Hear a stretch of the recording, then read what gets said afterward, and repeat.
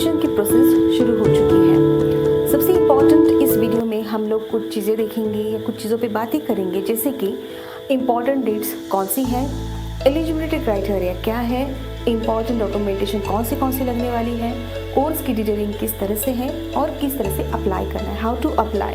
तो ये सारी चीज़ें हम लोग देखने वाले हैं आज के वीडियो में, specially for diploma in pharmacy. जो स्टूडेंट्स डी फार्मेसी करना चाहते हैं उनके लिए आज ये वीडियो है। इसमें सबसे इम्पॉर्टेंट बात करते हैं कि इम्पॉर्टेंट डेट्स कौन सी हैं।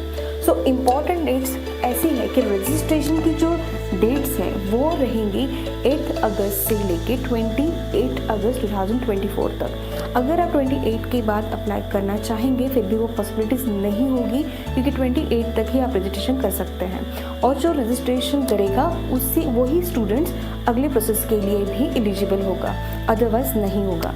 उसके बाद बात करते हैं कि एलिजिबिलिटी क्राइटेरियाज क्या है, कौन एलिजिबल है, कौन किस तरह का स्टूडेंट एलिजिबल है, उसके बारे में बात करते हैं। जो 12th स्टैंडर्ड में 12th ने इसने साइंस में किया है और passing only the student who passed उस साल 12th स्टैंडर्ड पास किया, नॉट नेसेसरी कि अभी 2024 या 23 जो भी है उसके बारे में आगे मैं बताऊंगी। तो उसमें फिजिक्स, केमिस्ट्री, मैथ या बायोलॉजी ये सब्जेक्ट होने चाहिए।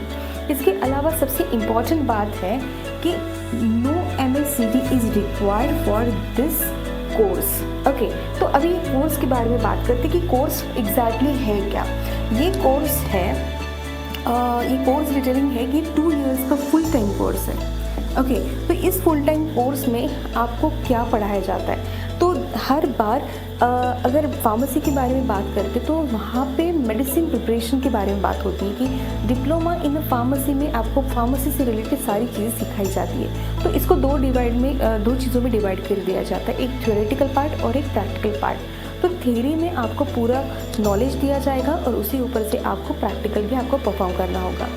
तो स्टूडेंट्स यहाँ पे आपको सबसे इम्पॉर्टेंट नोट करना है कि अगर आपने MS की CET नहीं भी दी है फिर भी आप इसके लिए एलिजिबल ज़रूर हैं। उसके बाद बात करते हैं कि इम्पॉर्टेंट डॉक्यूमेंटेशंस आपको क्या क्या सबमिट करने होंगे। तो जैसे कि हम लोग देखते हैं कि रजिस्ट्रेशन डेट स्टार्ट होती है तो ऑनलाइन पोर्टल पे जाके लॉगिन करके रजिस्ट्रेशन करके हम लोगों का ID जनरेट होता है। उसके बाद जो भी डिटेल्स वहाँ पे देनी होती है हम लोग वो फिल करते हैं। उसके बाद एक डॉक्यूमेंटेशन वहाँ पे प्रिपेयर होके आता है, आप उसके प्रिंट लेते हो और नेक्स्ट प्रोसेस के लिए जाते हो। तो यहाँ पे आपको अपलोड के लिए कुछ डॉक्यूमेंटेशन भी लगेंगे और आपको हार्ड कॉपी भी आपको जहाँ पे आप एडमिशन ले रहे हैं वहाँ पे भी आपको वहाँ पे देने होंगे।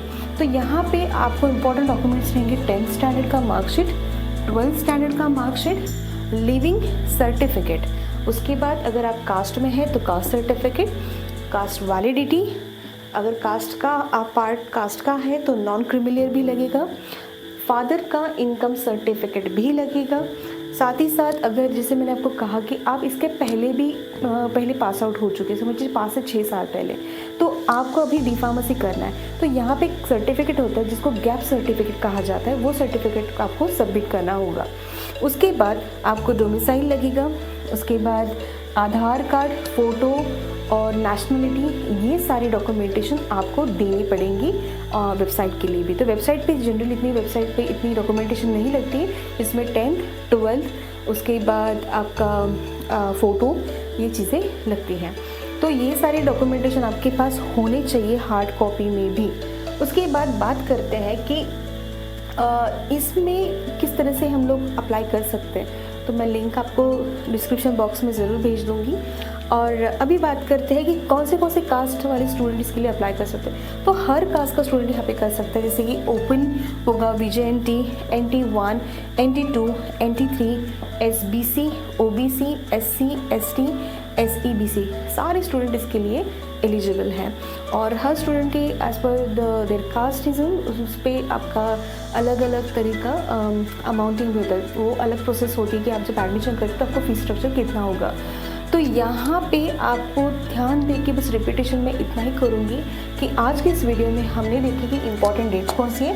सो डेट्स है 8 अगस्त से 28 अगस्त। उसके बाद हम लोगों ने देखा एलिजिबिलिटी क्राइटेरिया, 12th स्टैंडर्ड में जिसका साइंस था, फिजिक्स, केमिस्ट्री, बायोलॉजी और मैथमेटिक्स जिसका है और पास आउट है तो वो एलिजिबल है। उसके बाद इंपॉर्टेंट डॉक्यूमेंटेशन जैसे देखे हम लोगों ने कि आपके पास होनी चाहिए 10th स्टैंडर्ड का मार्कशीट, 12th मंथ ईयर का मार्कशीट और living certificate, caste certificate, caste validity, non creamy layer, income certificate, domicile, nationality, Aadhaar card और आपका फ़ोटो। उसके बाद हम लोगों ने ये तक देखा कि इसमें हमें किसी भी तरह की MHT सीट की ज़रूरत नहीं है। अगर नहीं दी तो कोई प्रॉब्लम नहीं है, आप डी फार्म के लिए एलिजिबल हैं। और इम्पॉर्टेंट बात ये कहूँगी कि जैसे आप रजिस्ट्रेशन करते हो उसके बाद जो सेकंड और थर्ड राउंड लगते हैं इस पर आपके कॉलेजेस अलॉटमेंट होंगे आपके मार्क्स के ऊपर। तो आपको 12th में बहुत अच्छे मार्क्स होने चाहिए।